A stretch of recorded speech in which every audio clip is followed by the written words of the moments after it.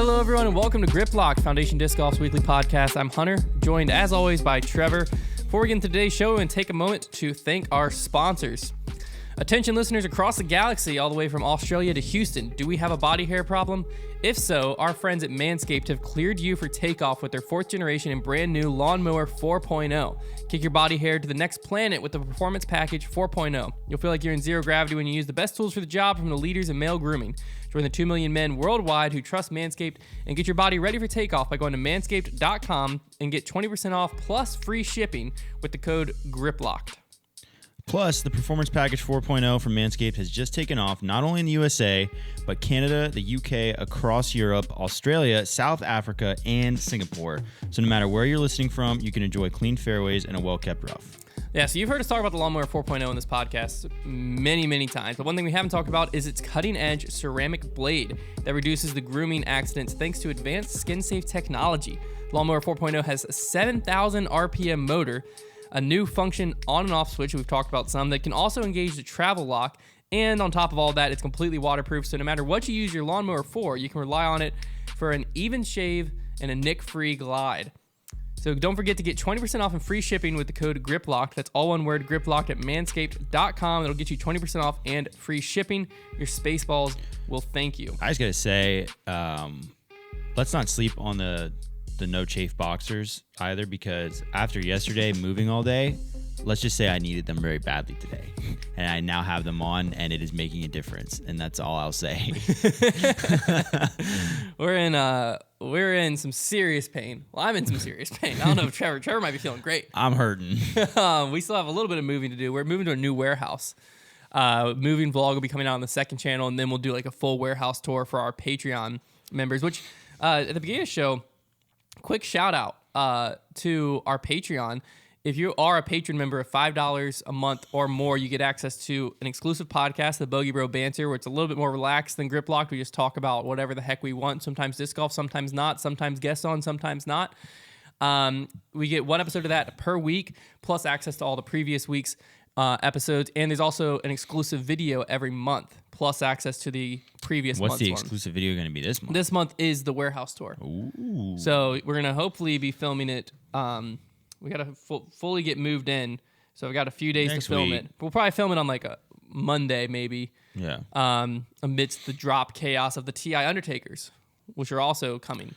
TI Undertakers are coming on Friday, tomorrow, 5 p.m. If you haven't seen the video, huge shout out. Let's get a round of applause for Connor. He killed that video. If you haven't seen it yet, check out our Instagram. Just search Foundation Disc Golf, and you'll see a video on there. Pretty spooky, scary-ish going down. It was pretty sick. We also need to do some correction from last week because we're idiots. We're complete idiots. So we had stupid. a lapse in all brain power and just forgot that Worlds does have 5 rounds. So we spent like a solid 15 minutes talking about how Worlds should have 5 rounds to be different. No, I never said. Or like debating if it should have 5 rounds to be different, acting like it didn't currently when it does. And it always, I think it always has. There might have been like one year where they switched it to 4 rounds after it used to have like 7 rounds, but then they brought back 5 rounds and like, I don't know how I just completely ignored that. We also were talking about if Idlewild had went to a like 5-man playoff, what would have happened? We were like, yeah, we've never seen it before. And literally days before in golf, there was a 6-man playoff. Yeah, and they all played on the same hole together. It was twice. They actually had to like restart the hole. Everybody made it in. Yeah, that was electric. It was. So I guess that's our answer. And that makes the most sense anyways. Just everybody plays. I don't know how we missed that either. I think we just need like a new segment at the beginning of each podcast. Just like go back. They do that in like they do that in the pardon the interruption. They used to do that, where it's like they had one guy who'd be like, after like they were done the show, he'd be like the whole show he'd be like correcting things they messed up, and he'd read them back to them like, by the way, you said this wrong, and this wrong. That's funny. And yeah. That's really funny. It's getting to that point. Yeah, we might. The comment section is just our reality check. Yeah, because like we finished the podcast and then like went back and I was reading the comments and I was like, people were like, "How do these idiots not realize Worlds had 5 rounds?" Like, World didn't have 5 rounds. They got us pretty quick, and then I like searched it. I was like, "Oh my gosh!" I think it's just one of those things where I think we don't realize because you only really get super like we were obviously checking U-Disc every day, but you only get super heavy involved on like the last 2 days. The last 2 rounds, yeah. That's because like all that's that when stuff it really matters, right? The first few days, I'm checking I'm going to watch a little bit of I'll coverage. turn on the live, but I'm not diehard watching it. And I'm checking. I'm just kind of keeping an eye out to make sure, see where my boys are at. See what's going on, and then final day, I'm going to be locked in, and I'm going to be mentally prepared for how hard I need to be locked in based on who's like in the running to win. In this case, Paul was there, and I was like pretty pumped about that, and then he lost. The other thing that kind of happened between last week's episode, this might even go back 2 weeks, and this week was the PGA Tour had an event where the hurricane was coming in, and they went. It was the Northern Trust Open, and they postponed their final round till Monday. Yeah, we had talked about. I believe it was at Ledgestone. They had to cancel their final round, right? And he had co-winners. Yeah, he had co-winners at Ledgestone between Ricky and Calvin. We were just trying to figure out like what does the PGA do in that case. Yeah. I think it happens. I think there are numerous different things that could happen based on the scenario. The scenario, but in this scenario, there is basically all we know. What we know now is there is a scenario where the PGA will literally just move the final round to the next day. Yeah. That's what we were kind of wondering. So this is what I found interesting was Ricky tweeted, the PGA Tour is playing the final round today at the Northern Trust Open on Monday or possibly Tuesday. Is this something we can expect in the future if need be at Disc Golf Pro Tour? And Jeff Spring, the director of the Disc Golf Pro Tour, responded and said, yep, we're working on it this offseason. What does that mean? I'm assuming maybe budgeting they're going to work through what it looks like, different possibilities. Because right now, according to the PDGA rules, there's not room to budge, is what Jeff Spring was saying like in an interview. He was basically saying like there is the only way to respond is like to cancel. There's no such thing as like a postpone. Yeah, there's not a possibility for anything like that. This is why with the Pro Tour and the PDGA, like they either have to PDGA either needs to be incredibly flexible and just do what the Pro Tour wants rules wise, or they need to get out of there because like the Pro Tour should not have to like.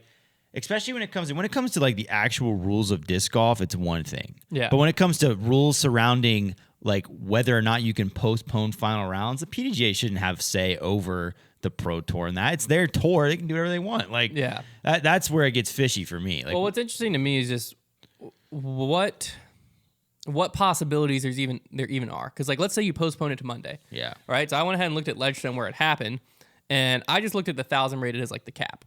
Right, because you can assume there's going to be some local players over 1,000 rated, but no one's fully touring below 1,000 rated. Or if there are, for everyone below 1,000 rated, it's a pretty good saying like these are local weekend warrior guys. Yeah. So at Ledgestone, that was 74 players of the 167 field was below 1,000 rated, and 14 of the 72 players that ended up cashing were below 1,000 rated. So some of them obviously could have made it to Monday.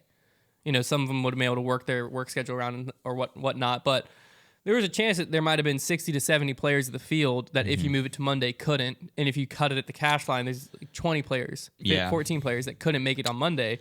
So that's what I think is interesting. You have to look through is like, what do you do with them? Because you can't just be like, well, sorry, you have a job. You're not gonna get cash now. My thing is, I understand like the Pro Tour is. Obviously makes a lot of efforts. A lot of times it's with their payout structure or whatever it might be to try and get as many people out there as they can and like basically accommodate everybody on tour, which is really tough when like the high end and low end of disc golf is like a $10 million difference. Essentially. Now, obviously that's an extreme example, but like there's a very far gap in between the top and the bottom. So, I understand what they're doing. I almost wonder because, like, here's the thing: if this happens like once a year, there's like one event during the year that there's a co-winner. It's usually almost always like Idlewild, Ledgestone, Swing, Storm comes in, something happens. And then, like a lot of times, it'll probably won't even be a co-winner. It'll probably be just some guy wins without a fourth round. If that happens like once a year, not a huge deal. My worry would be more so if it happens like 3 times in a year, and you're like, okay, well, this is getting dumb. Or if it happened in a major. So like I would say maybe the first step now, as of right now, the Pro Tour has control of 0 of the majors. So like this is in the PDGA / Innova's hand. I mean, they have control over the finale. One thing that is interesting is with the majors, and you said Innova's hand. They don't apply to PDGA. The PDGA, the USDGC is an X major. Right, so they could do it if they wanted. They don't. They already like have ability to use experimental rules, which maybe that's something that the Pro Tour could do. Yeah, Is be a X national tour, so like Right. an experimental national tour. It's not like it's not like anybody Where they can actually. apply stuff. It's not like anybody actually cares about what letter is assigned to the event once you get to that level. Like they're No, just care. the- All they care about is like, how much money's in the purse The and only like thing- how it's being run. The only thing that I think, because the rules of disc golf you can pull from the PDGA, right? Right. You can be like, we're playing under PDGA rules. I've played plenty of unsanctioned events that say that. Yeah. To where you use all the rules in the governing structure. Only thing that really it brings to a level at the Pro Tour, because obviously for like smaller tournaments, you can use the PDGA's insurance for dirt cheap. You can, there's a lot of stuff that the PDGA does for local tournaments, but when you're at the Pro Tour level, they have their own insurance. They have all of that taken care of.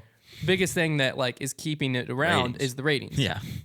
And the top guys, it seems like less and less are caring about the ratings. I think so. But your average weekend warrior, That's all they care about. that's a big thing. You know, you Can they go make on the it Pro into Tour cash because and it's what's the like, rating? can I cash? And if I do cash, I'm going to get a freaking high rating. I think a lot of that is because I think this is an interesting topic that we don't really discuss, but it getting noticed in the sport of disc golf.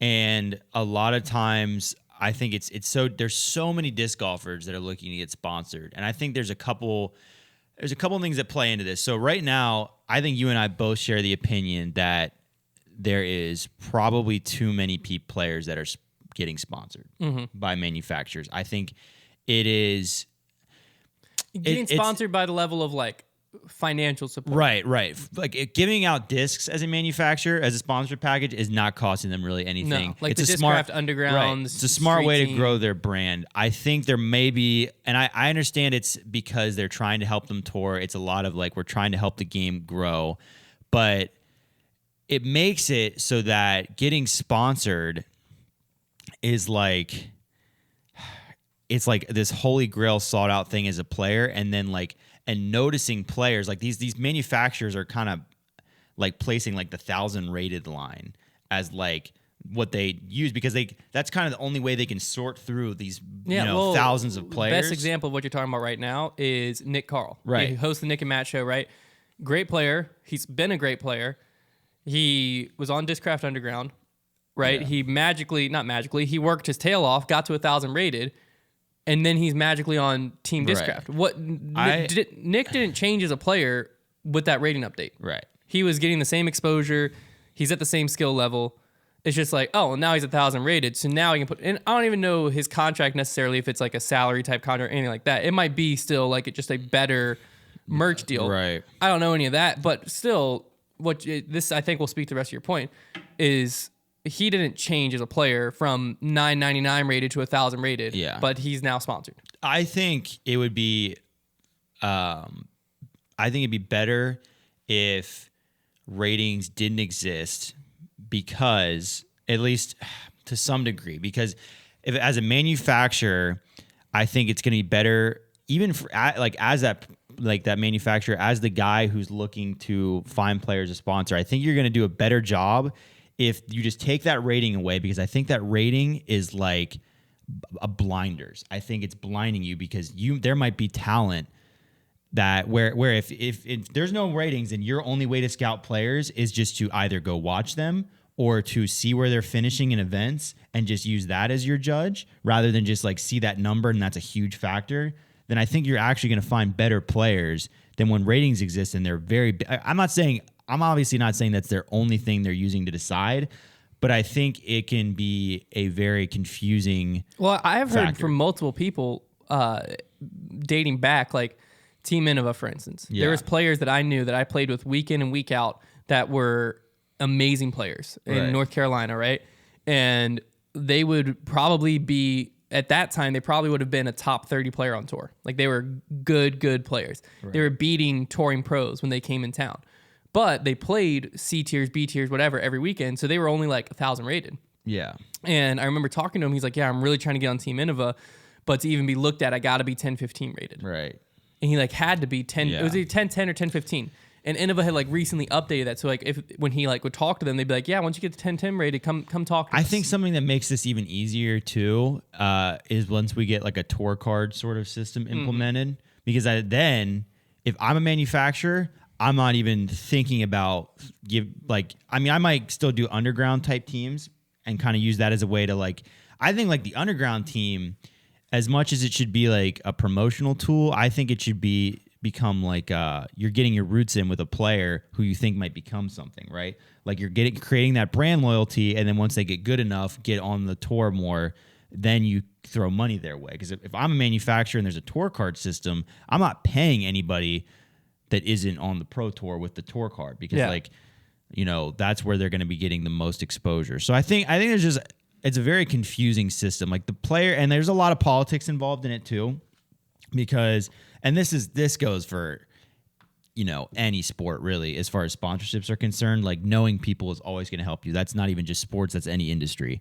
And that's always going to be involved. But I almost wonder if like the bar for sponsorship is like, right now it's in this place where like, it's almost like if you're selecting like an NCAA March Madness tournament, and you had the teams, or like it's like for the football playoff. Right now they have like 4 teams that get selected. So the bubble of like that 4th team, there's so many teams that can be considered. Yeah. So right now the bar for players to get sponsored is right in the spot where so many players could be considered to be sponsored. You raise it a little bit, or in the college football playoff, if you move it up or down to where it makes it more clear, you know, the deserving teams.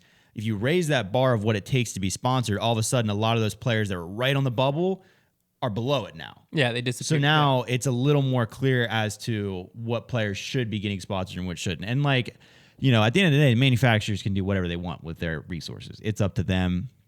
A lot of them seem like they really just like helping out the players. That's right now. That seems like a lot of what sponsorship is. Well, I think for what I think we're about to go through is a tough transition period, because as the like tour purses grow, it becomes less and less the responsibility of the manufacturers to keep players on the road. Right. As the tour purses grow. Yeah. It's where if you're finishing 20th place, now you need less and less support to be able to stay on the road. Whereas what the mindset we're coming from right now is the tour purses couldn't even keep the top players on the road. Yeah. You know what I mean? To where like Paul and Ricky were finishing first and second nonstop, and they're making $50,000. Right. It needs to on get, tour purses. It needs to get to the point where, let's say, like right now, let's say 3rd place on the pro tour takes you home $2,000.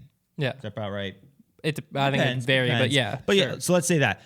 If it gets to the point where all of a sudden 20th place is taking you home with $2,000, and you can average 20th place week in and week out, all of a sudden you play 15 events, you can make a living. Yeah. So that when it gets to that point, and another thing too, and we've talked about before, is right now the Pro Tour is being a little methodical in the changes they make, because they're trying to keep the maximum field, you know, intact, like I mentioned earlier. Once, you know, 10 years from now, we might have triple, quadruple the amount of players we have right now that are good, like good, solid players that could play on tour, because so many people, this boom that we experienced over the last year, in a few years from now, we're going to start seeing the effects of that, because there are going to be so many more players, I think, that are going to be really good and competitive. I've already seen it just on a local level. Yeah, You've seen exactly. it too, to where the Pro Tour eventually will get to the place where they don't have to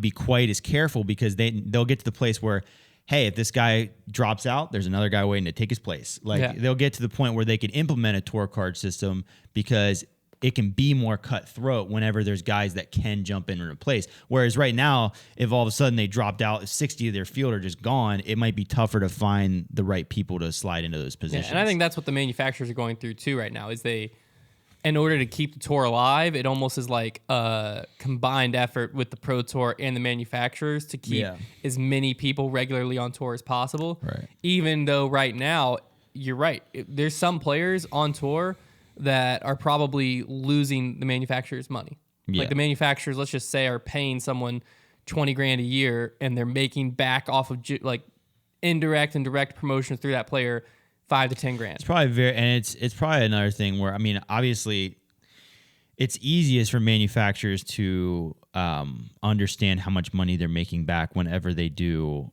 like disc sales for them. Like Discraft knows exactly how much they're making off of Paul or Brody or Paige, because there's discs with their name on them. In Paul's case, an entire line. They still don't know exact because you don't. I mean, look at how many players are throwing Discraft because Paul's throwing Discraft. Right. But they know at least some part of they have what they have a back. trackable. Whereas with them, yeah. Let's just say, I don't know, Innova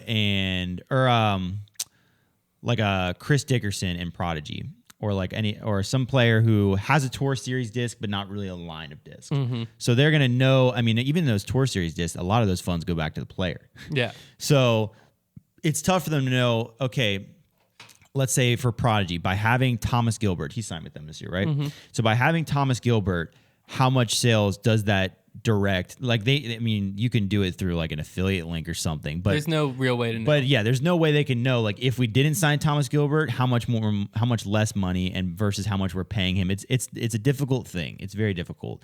It's one of those. Yeah, but right now it's important for. We'll just keep using Thomas Gilbert.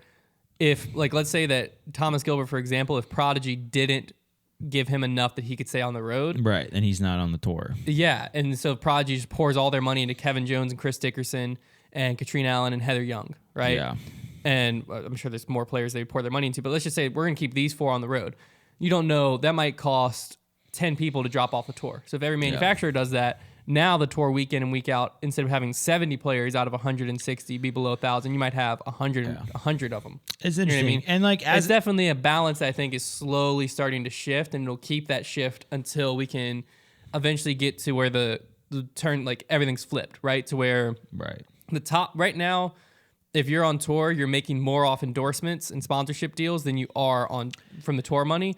Eventually, that'll only be true of the top 5 to 10 players. And I think too, we in disc golf, money can be so tight right now that we are always talking about signing players because profit. Because a lot of times, of signing a player right now, it's big for a brand's image. Yeah. So I think as outside.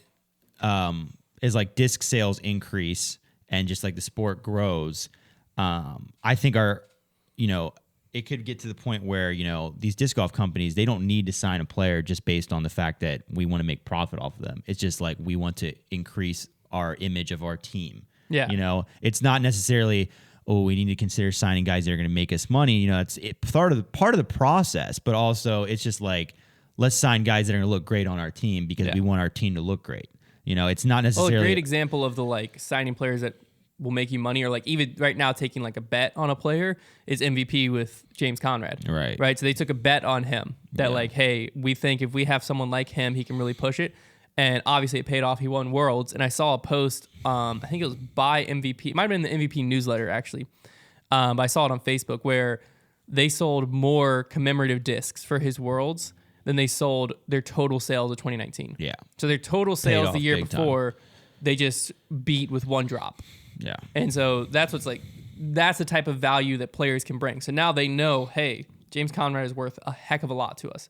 But, that could have been any number of players in that top 5 to 10. If one of them pops off and wins Worlds, they're going to do that to a manufacturer like an MVP or let's say that Gateway signed some player and they did a similar thing that James Conrad did. You're going to see that type of return.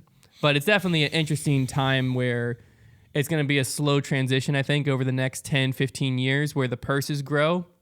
And so the endorsement deals can shrink a little bit, but the top level endorsement deals will grow. Yeah. So the big name players are going to be worth more and more money, and the low end players are going to be able to make more or the same amount of money that they're making right now, but it'll shift where that money's coming from. It'll be more performance based and less endorsement based. I was gonna say too, because I think if I were a manufacturer right now, all of my lower end players that aren't my top 2 or 3 are getting equipment deals and then very bonus oriented.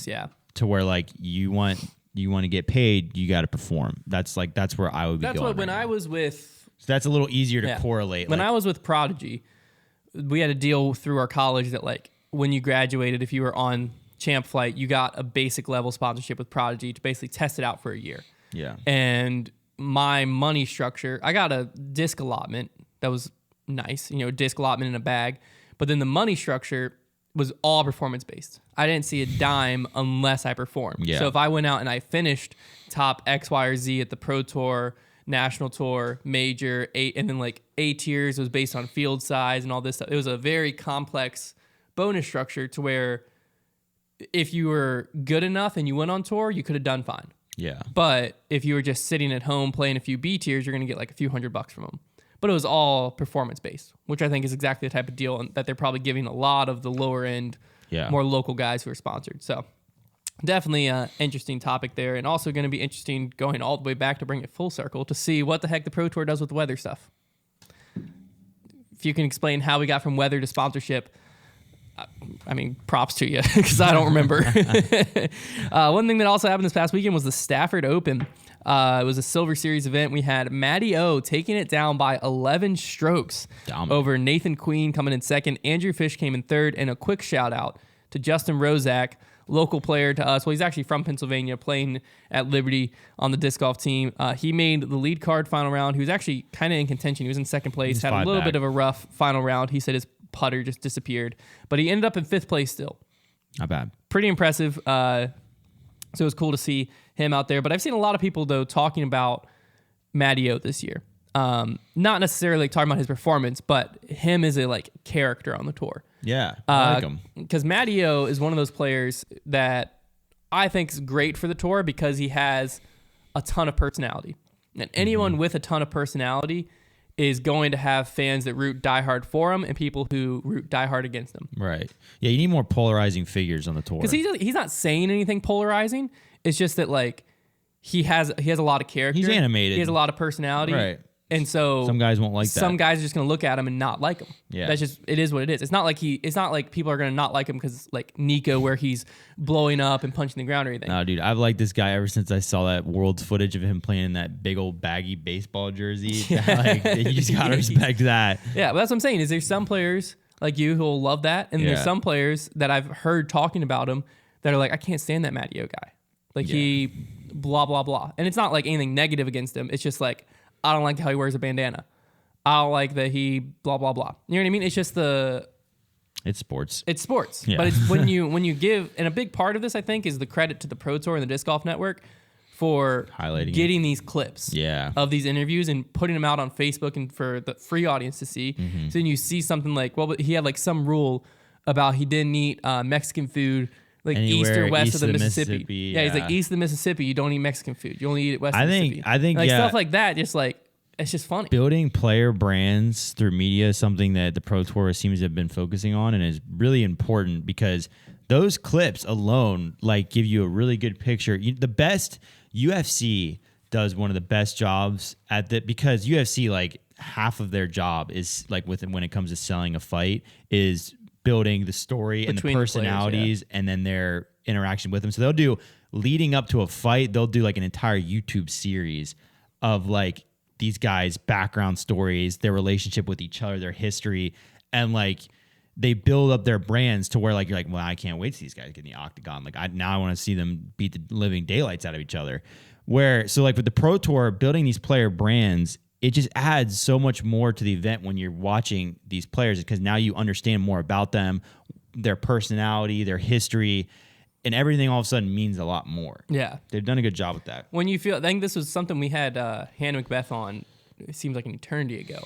And we were talking about like FPO, growing FPO, like making it like different ways that we can get more attention to it, right?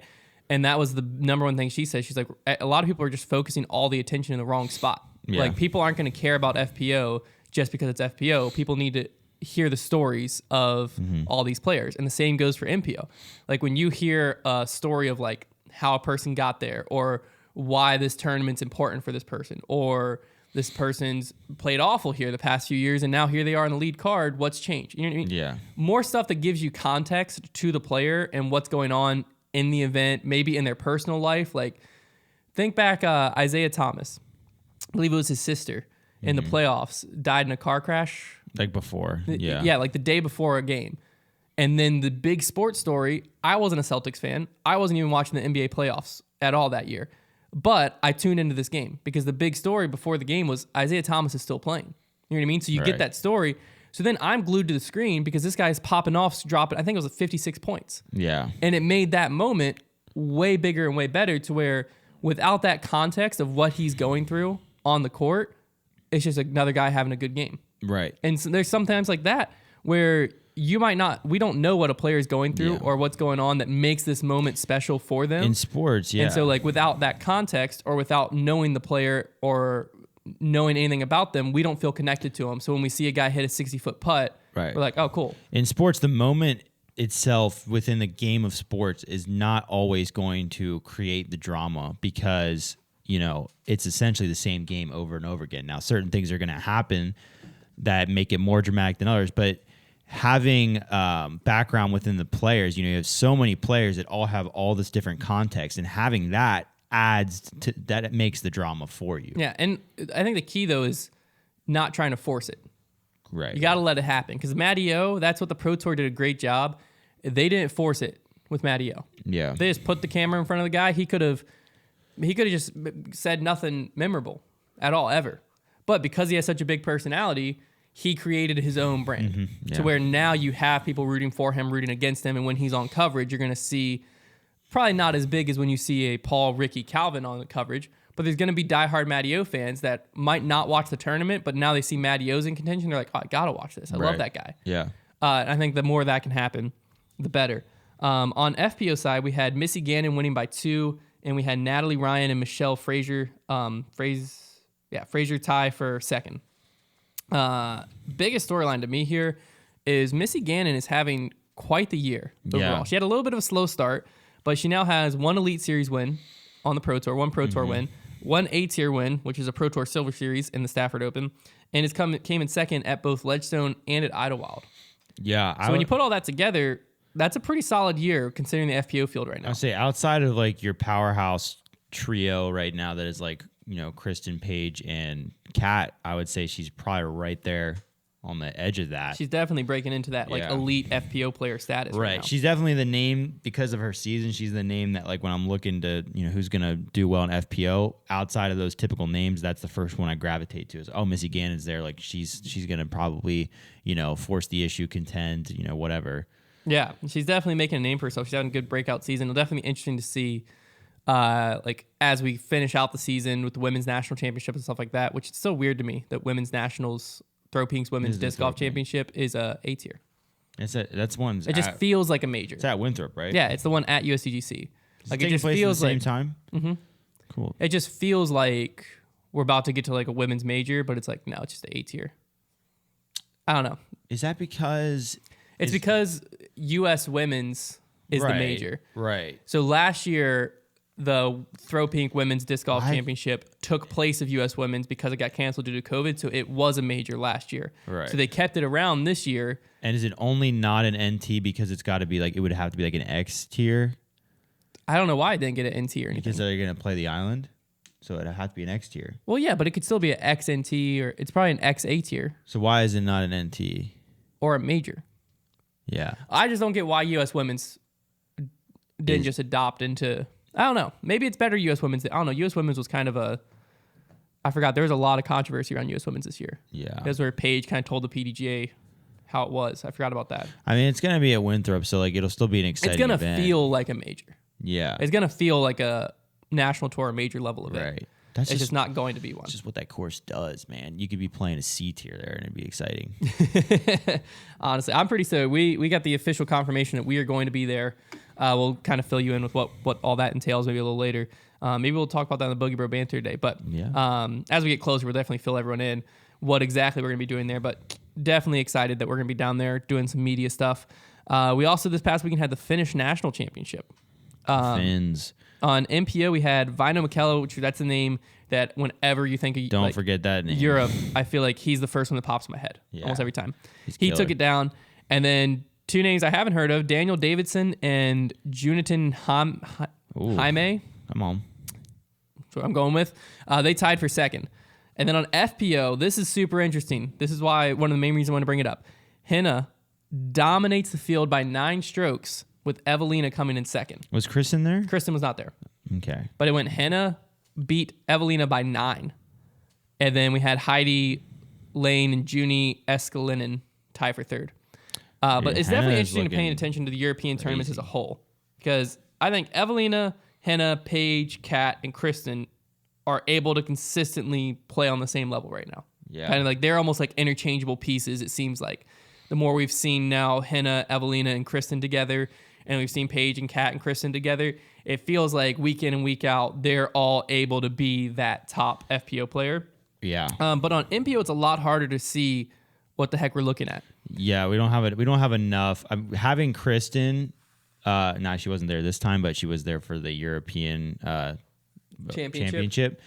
But we need like those benchmark players, and we did have Simon, so we kind of saw like we know for a fact that whenever these like top Europeans can get onto the Pro Tour again, they're gonna pop up there here and there. It's gonna mix it up. It's gonna be, especially FPO side. We know that for certain, but I think there's going to be a lot of shake up on the MPO. I mean, in the current world rankings right now, Vino Michaela is number 10 in the world, and Nicholas, who won the European Championship, is currently ranked 16th in the world. Yeah. So that kind of gives you a decent perspective, but it's hard to know how accurate that is because they're only facing each other. So the only like crossover they have to reference is Simon, but we also know that Simon is still not at 100%. I would love it. The European disc golf scene is really great, and they have a lot of talent. I would love to see a European tour form up in the next few years. They have a European tour. It's just it doesn't get like I'd like to crazy see one. press. I'd like to see one get like live coverage, broadcasted. A lot of them do, but it's also a pay-per-view model. Can you get by in the U.S.? I think so. It's just the timing. It's the same thing as like Europeans have said about the Pro Tour watching. You'd have to watch it like 7 a.m. Yeah, I just like to see more exposure of it because, like, I mean, like in golf, like the European tour is a lot of times on TV, not on the main networks. It's usually like on the Golf Channel, but I'd like to watch more of it. Yeah, I definitely think it's going to be interesting to keep track of because the other thing, like you're talking about how big it is over there, I think we forget about how massive disc golf is in like Finland, right? It's huge, and they take it very seriously. Because I saw a story, I think it was on Discmania's Instagram story, like this week before the Finnish Nationals, and Nicholas was there. I hope I'm pronouncing his name right. But the guy who won European Disc Golf Championship, right? This dude's like 20 years old. And there was like a line of, it looked like at least 100 people, maybe more, for his autograph. Mm-hmm. And all of them, I won't say all, 80 to 90% of them were like under 15 years old. Yeah. Like, when are we seeing that? That's what I'm saying. At Pro Tour events, if you see a line to sign a disc, no offense to the Pro Tour audience, this isn't a bad thing. It's just a different thing. They're all like 30-year-old guys, right? Yeah. This line was all 15 below, like kids. I think in Finland, they treat, like in other countries, like America has like picked their 4 sports, essentially, add and drop a few, and like decided that those are like the sports, and the other ones are always just considered kind of niche hobby sports, where in other countries, like sports like handball and like badminton and like all these other sports that are more niche in our country are like taken incredibly seriously. And disc golf in Finland has become one of those sports where like they take it seriously. It's like any other professional sport there. And I don't know what's going to happen. I don't know if there's examples of this happening in the past. I don't know that there has been. I think this is pretty unique with disc golf, to where like I wonder if 10 years from now the Finnish are just going to take over. It's just happened in women's golf, to where if you look at a leaderboard in women's golf, we have a lot of very talented American women's golfers, but the Asian demographic will like dominate leaderboards. You get a lot out of South Korea, Taiwan, those kind of areas. And I wonder if like 10 years from now, we're going to look at a disc golf leaderboard, whether it be men's or women's or both, and be like, oh, half of that are like Finnish and Estonian and Swedish and German. Like, I wonder if that's going to happen. Yeah, it's definitely going to be very interesting because they are taking it very seriously over there. Because that's what I'm saying is like a lot of these guys that we're talking about that are finishing very well at the European Championship, the Finnish National Championship, they're like 20 years old or younger. Yeah, it might just be a matter of the money. It's like as soon as the money gets good enough for them to come over, like they're just going to take over. And like, hey, definitely. And one other thing that's interesting is the company that is the best suited when that takeover happens is Discmania. Yeah. Discmania has the roots with all these players. And Prodigy is the other interesting one. Yeah, Prodigy is a sleeper. I think there's a lot of times like people, like in this area, people will say stuff about like Prodigy, like how they're not really that big, blah, blah, blah. And I'm like, one thing you're not taking into account is they're massive in Europe. They're huge. They're huge in Europe. And so like Prodigy Disc Europe is like its whole separate thing. So it's going to be an interesting shift because like it's something that like Discraft, Innova does have Evelina and Henna. Yeah, huge. But there's some like Discraft, I don't even know if they sponsor any European players right now. If they do, I'm blanking on them. But that's something where like as players start to come over, you're going to see a lot of Discmania, a lot of Innova, a lot of Prodigy. To where they might shake up the leaderboard, and where right now we're seeing Discraft and Innova dominance, we might start to see Discmania and Prodigy dominance and wonder what that's going to look like, because some of these players seem like they're pretty marketable, and you're marketing to a huge audience per capita in Finland, and eventually you're going to be marketing to that same type of audience in the USA when they get on the Pro Tour over here, or when the Pro Tour has that European stop factored in again over there. It's definitely going to be interesting. This is a strategy that other sports employ when signing players. Like in soccer, you've seen it where an example is Christian Pulisic is like the guy. He is the like U.S. soccer player, probably the one that most Americans know his name, and therefore his value on the European market was hiked up big time. I think Chelsea paid like 50 million euros for him, which is probably double what he's actually worth as a player, at least at the time he signed. And it's because they knew having him means that they control the American soccer market. Every jersey that they're going to sell so many jerseys to Americans that they're going to pay for this guy. And so like that could become a thing where as like, let's say you're Discraft, like you got to sign a top Finnish player because you're going to sell so many discs just to the Finnish community that is supporting. Well, the hard player. part is you have to get roots in the ground there, because that's what Prodigy and Discmania they have done have well. Them young. Is they have warehouses over there. That's true. Even Latitude 64. I forgot about them. They have warehouses and fulfillment centers over there to where when shops or actual consumers are buying plastic, they're able to buy it in country. Yeah. To where you're not having to pay sky high shipping. To where like Discraft did that like Petto Moody or whatever it was, the Beast Mode Luna back in the day. But that's like the only European Discraft drop I know of. Yeah. And same goes with like Innova. I'm not sure if Innova has fulfillment centers over there to where when like a fan of the Discmania player, Discmania Europe will do different drops than Discmania US. And so there's some discs that are being dropped in Europe that we don't have access to over here.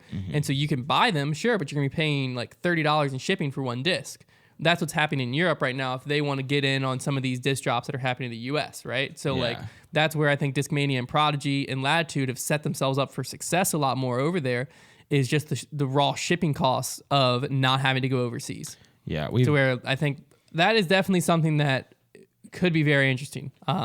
And the market over there is just crazy. How many fans that people just don't even know. Yeah, we've got to get another President's Cup. When we see... I want to see them go head-to-head. People's eyes are really going to be open, because I would imagine the same boom that's happening in the U.S. is happening in Europe right now.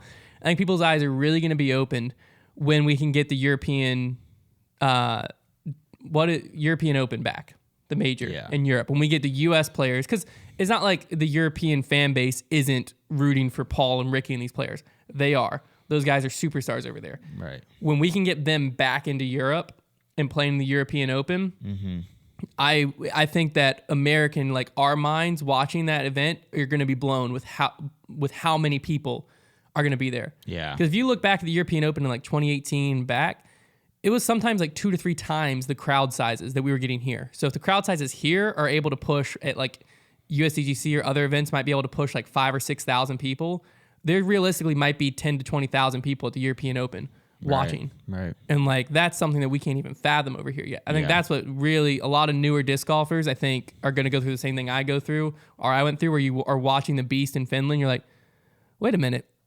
There is a lot of people. Those bleachers are full, like and all of 18 is lined. Like how many people are there? And it's just mind boggling, because it looks like a legit sporting event. It doesn't look like a bunch of buddies are just kind of watching someone throw a Frisbee. Yeah. Which disc golf over here isn't looking like that much anymore. But back then, that's what it looked like to me. It was like 300 people watching a Pro Tour event, and then you go to Europe, and you're like, oh my gosh, there's thousands and thousands of people. I'm wondering what that scale is going to be like. They might have to turn people away, because they might not be able to fit them all on the property. Yeah. It's going to be interesting. But with that being said, it's time for the fan favorite segment, Trevor's Trivia. What do you got for me today? All right. We're doing a Who Am I today. So... I'm gonna give you. Let's see. I got 1, 2, 3, 4, 5, 6, 7 clues. I'm gonna read you all 7 clues, and then you're gonna have to give me your best guess as to which player I'm talking about. Love it. Could be. Well, you're gonna actually never mind. I was gonna say could be MPO or FPO, but one of the clues is gonna make it apparently obvious. Okay. 21 career wins in 215 career events. Turned pro in 2011. $54,000 in career earnings. Currently rated 1016. Best pro tour finish this year is 34th at Las Vegas. Their last A-tier or better win was in 2017, and they are from Minnesota. Those are your clues. Jordan Castro. Dang it. I would recognize the stats of my guy anywhere. You can't just throw a stat line at me like that. I got that. It was memorized. Minnesota. That's what gave it away, surely, right? No. You had nothing. No. You had 34th nothing. at Las Vegas, that's where my boy was. You had nothing until I gave you Minnesota, and I was very tempted to not give you that hint. No. Because I wanted so badly to be able to say. You really think a diehard Castronaut like me wouldn't have gotten that? I knew this would backfire if you got it, because you could say things like this. Come on, man. I'm way too big of a fan of Jordan Castro to miss out on something like that. It's not Jordan Castro. I'm just kidding. It is. I was like, man, I didn't even think about doing that though. I should have. Made it somebody who seemed like Jordan Castro, and actually wasn't. Hindsight's 2020. You got it right. It was Jordan Castro. I know. I was testing how much of a fan you were. I'm a diehard fan. You dude. know enough to know that if you can guess a player from Minnesota who has average stats. Are you coming after my guy? Yeah. Well, let's talk about Terry the Dream, shall we? No, it's different. We don't have time for that, man. Who even was your guy? Hey, frick him. Corey Ellis. Yeah. No, I love Corey Ellis. You didn't even remember, did you? I love Corey Ellis. What? You didn't even remember him. How are you a diehard fan without even remembering his name? Come on, man. Jordan Castro is going to slap Corey Ellis around next tournament, dude. Yeah, man. I don't even want to be a part of this conversation. All right, let's get into dark horse picks. What? This guy thinks he's prepared, dude. We got the Delaware Disc Golf Challenge. Can you imagine we just like Delaware Disc Golf Challenge doesn't exist, dude. One thing that is surprising, so the Delaware Disc Golf Challenge does exist. It's a national tour event. All of you that we pranked last week, sorry, but not really sorry because that's funny. People were saying they were like sitting in their car like, oh my word, there's an event. And they were like, haha. No. It's a national tour. One thing that's surprising is Paul and Eagle are both not going to be at this event. They're both skipping this national tour event. No. Which is that's pretty surprising to me, I think. Because at this time, there's hints that the national tour is not going to be around anymore. The national tour shouldn't be around anymore. But as of right now, it is still one of the 2 like Elite Series tours. Right. So you're sacrificing a chance to gain points, and there's still going to be a national tour finale, and there's still going to be a national tour points winner. But Paul and Eagle, probably like 2 of the top 4, actually definitely 2 of the top 4, are not there. What does that actually gain you though? National tour points? Right, like what does that matter? Like, oh, I was the national tour points just winner. Another title. Right, but I like going into the Maybe mind of maybe Eagle like and Paul. Like, what does that really do? I mean, Discmania would definitely do a custom run with Eagle if he was a national tour winner. I guess. I mean, I don't know. It's it might be bonuses. Who doesn't want a title? There's definitely bonuses. I don't know if there's got to still be bonuses. There's definitely. Paul's in the lead in the national tour points right now, so maybe he's just like, maybe he's what? just parking the bus. Let me take a break, a little week or 2 off here, taper a little bit. I've got the lead. You know, recharge for the next swing. Let's look at the MPO field though and make some predictions. I'm not gonna lie to you. This is why I'm going out on a limb here. Yeah, your predictions are ridiculous. My predictions are ridiculous, but if they come true. Yeah, like that's like, let me just guess. Okay, well, they're not that ridiculous. First off, okay, I have Ricky winning. I got Hunter Thomas in 3rd. Got Ricky winning. I Man, have that comes true. It'd be crazy. Matt Bell coming in 2nd. Why? He won the event in 2019. So, and Michael Johansson coming in 3rd for no reason other than I was scrolling down the list and his name popped out at me. So I took that as a sign and wrote it down. It's just not going to happen. Okay. Well, I also have Ricky winning, and then I have. Let me just make sure I get the order of my 2nd and 3rd correct. Yeah, I had James Conrad in 2nd, and then Matty O in 3rd because I'm on the Matty O hype train. And then I always look at Connor for him to do his top 3, but he doesn't do top 3. He doesn't do that. Idiot, Hunter. Come on. Mine is Paul Macbeth, Eagle McMahon, and Brody Smith. Get it, because they're not going to be there. You're Nice. funny, dude. Dark horse pick for this week. Back on it. I don't even know if coffee hasn't been paid out for the past. I haven't month. been losing, so I don't really care.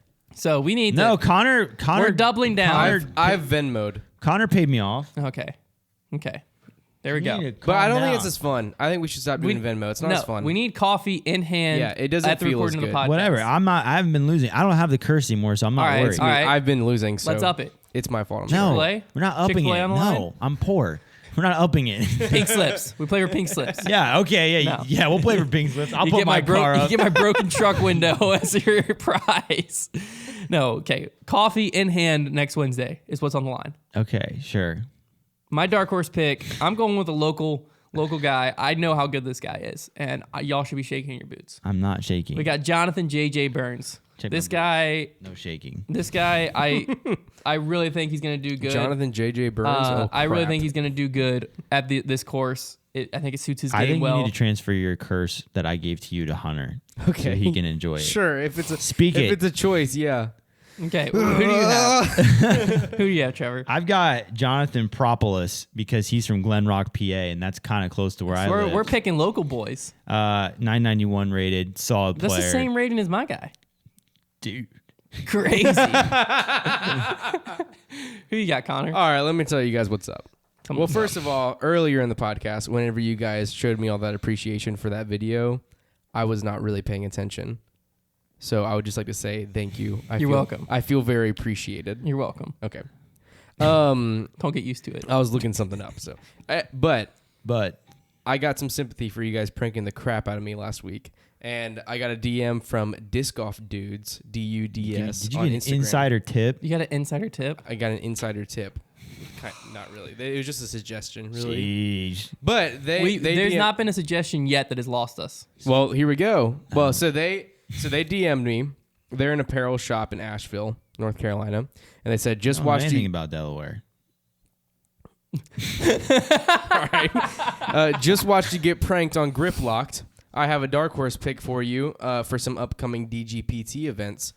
Noah Fiveash, I saw that name. Fiveash. Yeah. He's I don't know why I said 995 rated. I have no idea who he is. They said he's been featured or mentioned a few times on live coverage. Great woods player, phenomenal putter, and he's a lock from here on out. All right. So he's my Wow. choice. That's very confident. Yeah. That is a very confident pick there. I can easily be bought out. If bad you you DM have- me, I will pick Too it. bad you have the curse right now. Yeah. No, Transfer Sorry, didn't Noah. work. I can feel I it in just the air. transferred it to Hunter. No, No, it man. doesn't work like Jonathan, he does not You have mess to up. cough on him. His legs are about to break. How dare you? Sorry. Just I guess that was Inverted. a little bit insensitive. what do you call that? Canter? Is that what it's called with the car? With the What? wheels on the Camber. camber? That's gonna happen to his legs. On the FPO side, I'm going with Paige taking it down. This is again How original. another name just popped out at me. Heather Young coming in second. Katrina Allen coming in third. I kind of did a similar thing where I was like Paige in first, and then I was How like, original. and then I was like, oh, here's a name that popped out at me, Jessica Weiss, and then, okay. and then Kat in third. I love that we're putting Kat in third now. I know. Well, It's that like is she where went she's- from second to She's third. been coming in third I recently. know. She's She bumped down a She little changed bit. her MO from like second place to third place. So now that's where we're putting you. So she's very consistent. Wherever she seems to finish, she's She stays consistent there. consistently Yeah. One quick, this isn't even really a topic, It's not even a topic. but I saw it. I was just scrolling on Reddit, on Disc Golf Reddit, right? Yeah. So I was just looking to see if there's anything worthy of a like extended topic because I didn't think we would park on on the rating thing at the beginning that long. I didn't even know we'd get there. And this post on Reddit was getting a lot of traction, which I found interesting. It had like tons of comments. Yeah. And it just said, let's settle it once and for all. Is disc golf a sport? What? Yeah. And like, How would you argue against that? that's what I was thinking. Because my whole thing, I want to hear somebody's argument against it. I read and there wasn't really one. Like, I think a lot of anything that was like arguing, I guess, that it wasn't a mainstream sport, which Okay. everyone would agree. That's But like they're saying, so then yeah. it's not a sport. I'm like, well, that doesn't make That sense. doesn't make any sense. My thing is, if golf is a sport, if you consider golf a sport, you have to consider disc golf a sport. Well, We golf play by the same like. golf isn't even like on the border. Like there's like way more borderline sports. That's what I'm saying. Well, I'm just saying golf. Like whatever we that play sport by the was, same scoring structure. Let me explain to similar you. rules. Like if you are sitting there and you consider golf a sport, you have to consider disc golf a sport. Let me explain to you because we're doing the same thing. borderline of what a sport is or isn't is like that sport in the Olympics where that girl's on the horse like trotting around side to side. Like that is the border of what a sport is, not disc golf. Like Yeah. you can't if that's an Olympic sport, then disc golf is also a sport. I mean, what's the definition of sport is pretty really lenient. vague. Really vague. If I looked it dancing up. is now considered a sport, Like An breakdancing? activity involving physical exertion and skill in which an individual or team competes against another or others for entertainment. So therefore, Boom. literally anything that, as long as it has any kind of physical exertion and skill, is also It's a sport. It's also been on ESPN. yeah, and they're a sports network. Yeah. So So Boom. checkmate. Well, if you're just talking Reddit. about, I can't tell if this is a well, banter. most of Reddit wasn't coming after it. I can't tell if what I'm about to say is a banter topic or not. Leave it for the banter. All right. I don't even know what you're about to say. He's gonna banter. I can tell. He's gonna banter. We don't have a lot of time left, so Then yeah, you're right. It's a banter topic. let's go with it. Let's go with it on the banter. But yeah, I just thought that was interesting. I think it just like whenever you say the words I "is think disc I golf a might- sport," people like disc that golfers got just a take lot up of- arms. Like If that got a lot of traction, I might just like make a burner account and start stirring things up in the Reddit. That could be kind of fun. Do you actually count as a real disc golfer if you're a lefty? And then just wait.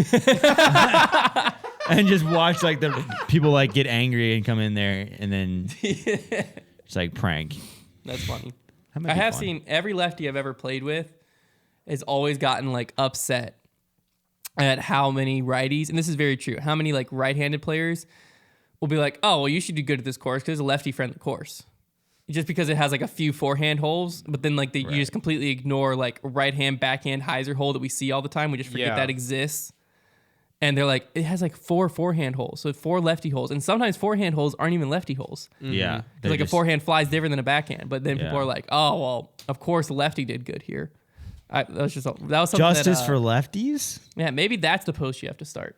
Justice if you're a for lefties, right-handed man. disc golfer, If are you're you a even- right-handed really are a you disc even golfer? really a disc golfer? Yeah, the sport is too easy if you are using your right arm. You need to switch it up or hit the road.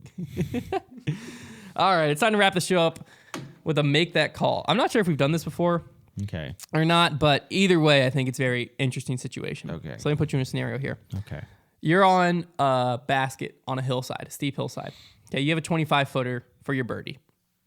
You throw the putt, boom, dead center. Dead center. Great putt, Trevor. Spits out. No, stays in the chains. Okay. Wow. Stays hanging up in the chains. You're pretty confident. You start walking it in, but the next player's like, no, leave it in. Because you're going to walk in and pull it out. He's like, no, leave it in. It's in the chains. It's in the chains. Yeah. He quickly just putts his 20-footer before you can do anything. It hits the same spots in the chains, knocks your disc out, and your disc rolls down the hill to 50 feet.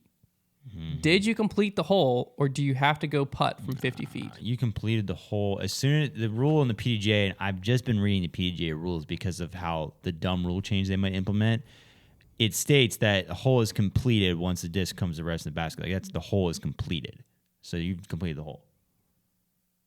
Yeah. I Yeah. have to agree. That'd be Okay. so dumb if that wasn't. Oh, yeah, Yeah. it's the rule. If Once I your hadn't disc- read that rule just recently, I would have definitely questioned it. But only because I just read that rule do I I was know. just hoping to get you like thinking of like, well, surely it can't be this, but because you do that a lot. You'll be I like, do that a surely lot. like you I brought this would- question up, it can't be that I would obvious. have done that had I not just read the rule. Do you just have like a copy of the rule book just sitting beside your toilet, and that's just what Yeah, you read? it's my leisure reading. Yeah, once your disc came to rest, supported by the basket, you completed the hole. You can pick up your disc and go to the next hole. Thank So there you go. goodness. If that ever happens, which I've never seen that happen, I've also seen a lot of people paranoid, like when a disc's in the bottom of the basket, and like you got to clear that. I want putt. I find it very funny. I mean, if it's a focus thing, that's one thing. But if you People say like they think it's going to trampoline off the disc out of the basket. at that point, it's like okay, you're being dramatic. But I've I never I seen don't that have a happen. problem clearing the disc. Now, if it's in the chains and you don't want me to clear it, I'm probably still I going think I to. heard We've Nate got- Sexton tell a story about how he saw that happen in a tournament. Yeah, we've got to do like an Instagram reel or a TikTok or something where we just try to get a disc to bounce off another disc out of the basket. I've seen. Maybe I've part of seen, MythBuster series. I've seen discs Maybe. kind of go in and out like that, so I believe that could happen. But would the disc? There's got to be a way to figure out if the disc causes it to bounce out, or if it was still going to Right. bounce out off the Yeah, cage. I would argue that potentially the I think disc, the disc would could help cushion it because I feel like it would cushion. because Yeah. it actually pops Like down. it's not going to be like a trampoline. Well, maybe springing. if it's like a certain disc. I don't know. I've been in plenty like How would tons we of test tournaments. that? Maybe we I need to don't know. We like gotta figure take something different out. types of discs and drop them straight down into the basket, and then do it on top of a disc and see if it bounces any higher. Yeah. Because Boom. I've played Boom. plenty of tournaments, Science. tons of tournaments with people who like were tapping out, and it'll be like I'm 15 feet, they're 10 feet. I throw my 15-footer, and they step up to theirs, and like they're waiting. I'm like, oh, I'll clear it out. They're like, yeah, I don't want it to bounce out.